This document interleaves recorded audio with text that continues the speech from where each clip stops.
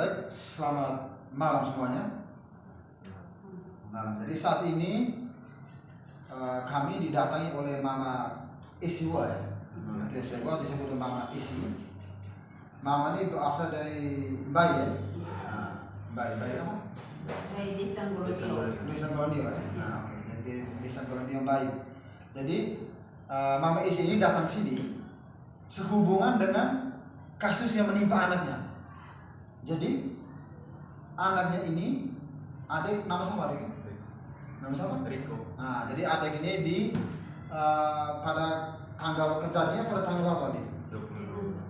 22. Kejadian tanggal 22 ya. Jadi pada tanggal 22 September ya, tahun 2023 kemarin ini. Jadi adik ini dianiaya, ya.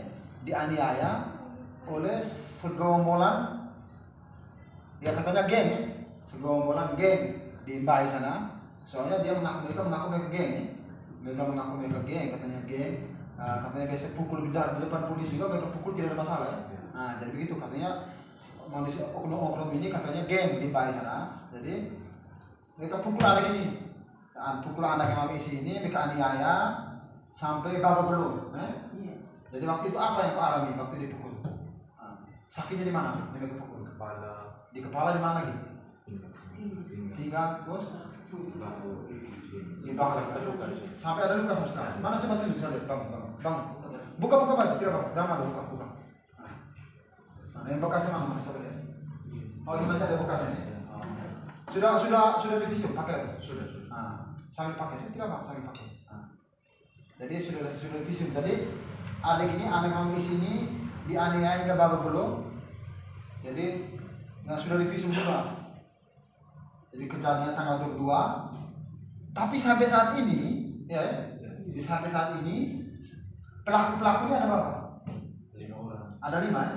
Jadi sampai saat ini pelaku ini kejahatan ini, tidak pidana kejahatan ini dibiarkan saja oleh polisi. Betul tidak? Dibiarkan. Ya? Mereka sampai sini belum ditahan. Belum. Nah, Sudah. jadi gitu. Jadi pelaku ini belum ditahan atau mungkin tidak ditahan. Apa alasannya? Jadi ibu ini karena ibu juga tidak paham hukum, tidak ada yang mau nolong, mungkin ibu mau sempat juga bapak itu cuma takut ya, karena ada penyampaian dari polisi katanya ibu jangan bilang ke sahabat, ada betul ada yang ngomong kayak gitu. Maksudnya urusan ini dilimpahkan ke polisi saja. Oh, dan dilimpahkan polisi jangan dilibatkan pihak lain. Nah, oke. Jadi ibu ini katanya ada penyampaian dari polisi jangan tugas polisi jadi jangan dilibatkan siapa-siapa gitu. Jadi baik untuk lebih jelas nanti saya tanya ke Adi nanti bisa ceritakan kronologinya lebih jelas ya. Kalau lebih jelas waktu itu adik sedang buat apa ya toh? Lalu mengapa tiba-tiba adik dipukul, lalu siapa pelakunya. Jadi adik bisa ceritakan secara jelas supaya publik bisa tahu ya toh? Publik bisa tahu bahwa kasus yang menimpa adik ini supaya ke depannya jangan sampai ada korban seperti adik dibiarkan begitu saja. Ini juga mirip seperti kasus yang di Mapongga yang pernah saya tangani juga di Kampung Ledo. Di pernah saya tangani juga model ini juga. Jadi ada dibiarkan seperti itu. Jadi kita advokasi, kita bantu bahwa bisa selesai. Gitu. Jadi saya minta tolong adik jelas jangan takut ya, misalnya. Misalnya karena sekarang sudah dikuasai kepada kami, jadi kita siap mendampingi. Gitu ya. Sampai ke sini. Coba jelaskan dulu kronologinya kejadian seperti apa. Jam 8 itu teman itu telepon saya. Dia bilang ini datang sini temannya saya di rumah saya sendiri. Ini sama bapak besar ada request di Jawa.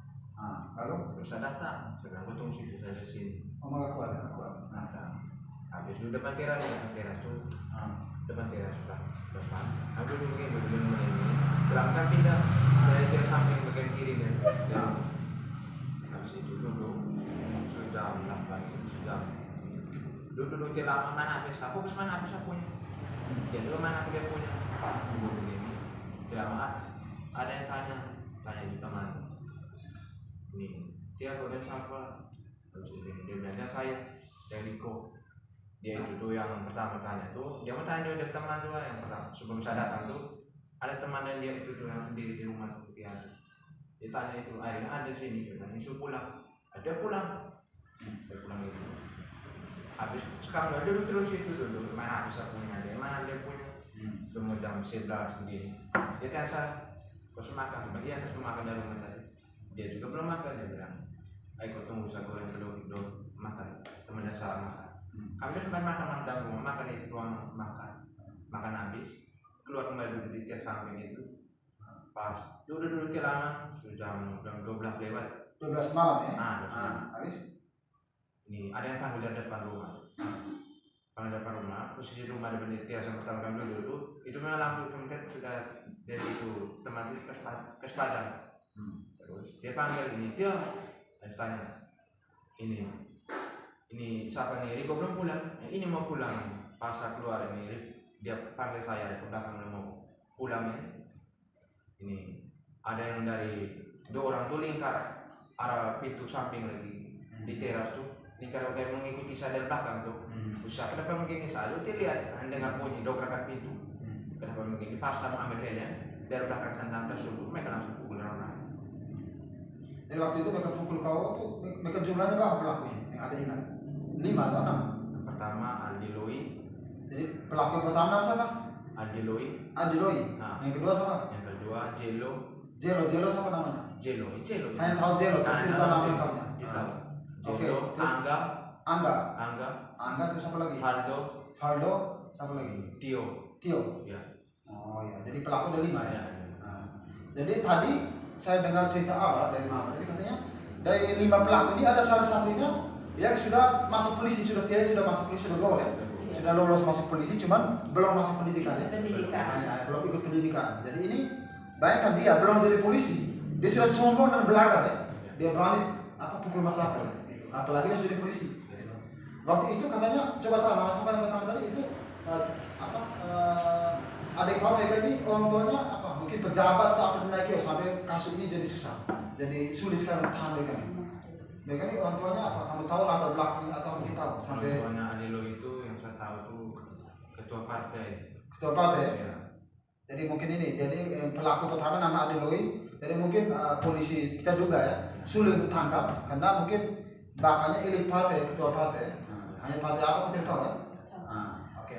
Terus apa lagi yang kedua tadi? Jelo orang tuanya pengusaha. Ya? Oh Jelo pengusaha besar di Bay ya. Oh, bapaknya pengusaha. Terus apa lagi yang satu lagi? Ini Tio dengan ini Faldo tuh orang mamanya ini kerjanya di puskesmas dokter gigi. Oh jadi mamanya artinya kan mereka ya perawat gigi ya. Bapaknya supir Sinda. Oh bapaknya supir Sinda.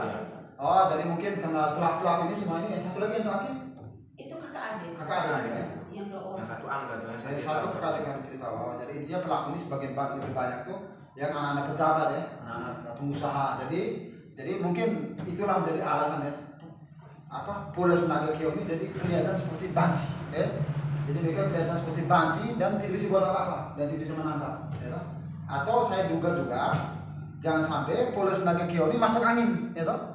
Sehingga pelaku ini jelas-jelas ini mereka bersama-sama ini mestinya apalagi mereka sendiri waktu dipanggilan mereka tulis pasal yang dikenakan dengan ini mana saya lihat ya ini supaya publik juga tahu ini 351 ayat 1 dan juga di panggilan saksi ini ada yang 170 nih ini ada juga sebagaimana dalam pasal 170 juga 351 ayat 1 dan pasal 170 ayat 1 KUHP. Jadi sebenarnya dengan pasal yang dikenakan saya ini sebenarnya pelaku ini mestinya saat ini sudah di dalam tahanan ya, bukan berkeliaran gitu. Apapun alasannya, mau dia anak pejabat ke, ya loh, mau dia anak pengusaha besar ke, atau mau anak ketua partai apa ke, tidak bisa. Ini negara hukum ya. Jadi siapapun pelakunya mesti segera ditangkap gitu. Jadi kalau pelakunya dibiarkan saja, itu kita minta kalau memang ini benar ada indikasi ya toh, ada niat-niatnya memang tujuan niatnya supaya untuk menutupi kasus ini ya toh, atau membungkam kasus ini, ya kita minta supaya kita minta Kapolda NTT ya toh. Dan juga Bapak Kapolri Pak Listio Sigit Prabowo, kita minta supaya kasus ini juga segera dituntaskan gitu. Ya mohon jadi perhatian khusus gitu. Kalau tidak kepercayaan masyarakat terhadap institusi kepolisian ini jadi tambah tanda tanya, tanda kutip gitu. Jadi ini kita nih Yang kita sampaikan ke sini adalah soal ketidakadilan ya. Yang kita lawan di sini adalah soal ketidakadilan. Jadi, yang kita berharap supaya jangan sampai kasus ini kesannya dibekukan, didiamkan saja. Gitu. Nah kita minta juga supaya Kapolda NTT khususnya nama siapa tadi yang masuk pendidikan di polisi. Khususnya nama Adi Loe yang katanya sudah lulus tes polisi belum pendidikan tadi, tolong diambil sikap tegas juga gitu. Nah, jangan sampai karena dia sudah lulus polisi jadi seolah melindungi supaya dia tetap supaya aman. Jadi jangan sampai menghalangi nasib dan lain-lain. Kau tidak peduli, kau polisi, kau jaga kau punya martabat, jaga di bawah kepolisian. Jangan kau tidak masalahkannya seenak-enak saja. Itu kita jadi sisa ya. Jadi mama jangan dia sekarang apa perasaan mama terhadap kasus ini. Waktu mama lihat waktu kejadian ini apa mama lihat keadaan mama, apa yang pertama kali mama lihat? Muka bengkak kah atau apa yang mama lihat keadaan dia? Kepala bengkak kah atau apa? Coba mama jelaskan. Waktu saya kena kejadian itu anak tidak langsung lapor di saya. Anak datang langsung tidur kena takut. Hari Sabtu pagi ketika saya pergi pasar, anak ini WA ke saya, Bang, Mama belikan saya makan. Izin dulu saya ke ibu balik kelas bahwa saya sakit. Ketika saya dengar bahwa dia sakit, pulang saya antar makan. Saya hanya kasih lepas dia makan di meja, saya bilang, Riko makan ada di meja nih. Saya bilang antar bapak punya makan di Garam, karena bapak ada kerja di sana Garam. Saya langsung ke sana Garam, langsung antar bapak makan. Kan saya takut kalau saya tidak kasih antar bapak makan, nanti bapak pulang. Di sini rumah tidak ada masak, nah saya sedang pulang dari pasar. Ketika saya pulang antar makan dari sana bapak, saya dan dia juga belum sempat keluar dari kamar. Dia masih di kamar, terus saya dengar suara di dalam kamar itu menangis. Akhirnya saya dobrak pintu, saya bilang, Riko, kau kenapa? Dia dengan kesakitan, dia bangun dan dia buka pintu, dia bilang, Emak, saya tadi malam dipukul dari gang 9 dari orang-orang geng di gang 9, geng Lapendos katanya. Namanya geng Lapendos. Geng Lapendos. Terus saya sebangun dia, saya periksa dia punya badan, kepalanya bengkak semua, ini kepala ini kayak masak. Terus lehernya ini pengaruh mereka waktu tarik dia kan bukan tarik pakai tangan, tarik pakai baju begini, jadi bekas ini kayak kalung di leher. Terus ini mungkin kena kuku, jadi ada luka di bahu sini. Terus pinggangnya ini dia jalan pakai tarik, pinggangnya ini kena tendangan. Pinggangnya dia sampai sekarang juga benjolan masih sebesar ini. Oh tadi benjolan tidak lihat ya? Coba bang, coba tunjukin namanya, kasih tunjukin namanya. Itu sama teman, benjolan pinggang. Benjolan ini, benjolan di sini. Oh di sini ya. Jadi kemarin sudah visum ya? Sudah, visumnya sudah lengkap. Sudah. Jadi begini, oke. Apa perasaan namanya sebagai ibu? Sedih ya?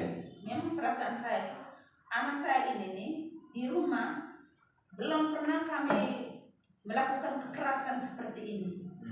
Kami melahirkan ini anak ini, didikan kami dalam rumah kami belum pernah melakukan kekerasan seperti ini. Artinya mama sangat kecewa dan mau supaya kasus ini dituntaskan ya? Saya sejak bapak datang malam itu juga saya langsung kesal dan bapak langsung lapor ke polisi. Jadi makanya tanggal 22 tadi ya? Tanggal 22 malam. 22 September tadi lapor. Baik. Jadi prinsipnya kita sudah dengar ya kronologi singkat tadi tentang kasus ini. Juga ada omnya juga dari Matloko Doka ya, Bento juga, yang juga dia juga sangat kasihan. Dia juga tadi juga sampaikan bahwa dia bersyukur ya masih bisa lihat anak di situ kan. Kalau tidak anaknya mungkin mati dipukul dianiaya seperti itu. Jadi setelah kita mendengar kronologi cerita ya, dari singkat dari mama isi ini dan adik ini korban ini. Jadi kita rasa tidak ada hal yang sangat menyulitkan sekali untuk polisi ya, untuk dalam hal ini penyidik untuk secepatnya menangkap dan menahan ini pelaku. Kenapa? Karena alat bukti sudah sangat cukup ya, cukup bukti. Yang pertama tadi keterangan adik korban ya. Terus ada keterangan saksi teman kamu. Sudah diminta keterangan juga dia. Nama siapa teman kamu yang saksi? Cynthia BCB. Ya. Lalu satu lagi ada visum sudah visum ya.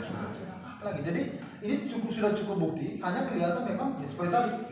Jadi kita menilai bahwa Polres Nagekeo ini kelihatan sepertinya ada upaya untuk bermain di kasus ini, kita duga ya. Jadi saya menduga bahwa ada upaya untuk membagukan kasus ini atau sengaja bertele-tele sehingga kasus ini jadi tidak jelas gitu. Nah, jadi sekali lagi kita minta kepada Bapak Kapolri, Bapak Listio Sigit Prabowo dan juga Bapak Kapolda NTT, ya lebih yang kami hormati juga Bapak Kapolres Nagekeo, kami mohon dan hormat supaya kasus ini segera dituntaskan, ya. Segera dituntaskan dan mangga izinin adik ini juga mendapatkan keadilan. Gitu. Jadi kalau dengar kasus-kasus seperti ini, jadi baik kasus yang sudah lapor, sudah jelas buktinya tapi didiamin atau ada upaya kita juga rasa kayak kecewa sebagai masyarakat, ya. Kecewa. Gitu. Jadi kita juga ya pingin supaya jangan sampai kejadian seperti ini terjadi lagi. Jadi bukan bisa saja orang lain jadi korban, tetap mereka anggap biasa karena geng apa tadi lapin loh. Karena bahkan tadi ada bahasa mereka bilang apa? Mereka biasa pukul kan? Coba ada yang bilang, mereka bilang gimana? Kayak biasa pukul orang. Biasa pukul ya. Polisi ditangkap ya? Pukul orang, polisi ditangkap. Nah ini bahasa-bahasa geng lapindo ini sebenarnya mereka juga mau mengencingi, ya toh? Mau mengencingi institusi kepolisian. Ya saya sampaikan gitu. Jadi kalau betul mereka bahas seperti itu ada dengar, artinya mereka merasa bahwa mereka pertama mungkin mereka punya backing keluarga tadi di politisi, yang pengusaha dan lain-lain tadi. Yang kedua juga, mereka kita kesana pernyataan mereka ini, mereka mengencingi Polres Nagekeo ini, ya, mereka tidak anggap, ya, seperti itu. Jadi kami minta mohon maaf sekali lagi, sikap kami ini dan pernyataan kami ini, ya, adalah bentuk ya cinta kami dan kepedulian kami terhadap institusi kepolisian. Dan sekali lagi kami mohon agar kasus ini secepatnya dituntaskan ya. Jadi bukti LP nomor ini garis 115 ya, tanggal 23 September tahun 2023. Jadi tolong kasus ini kita besar harapan juga supaya jangan sampai ibu ini dan anaknya ini merasa bahwa hukum itu hanya tajam ke bawah ya, tapi tumbuh ke atas. Jadi kita berharap ya karena ini ada jangan sampai hanya kepada masyarakat saja, tapi sementara masyarakat yang mampu dan lain itu dia tumbuh ke atas. Ya. Oke. Baik, sekian saja diskusi kita dan permohonan kita. Salam keadilan.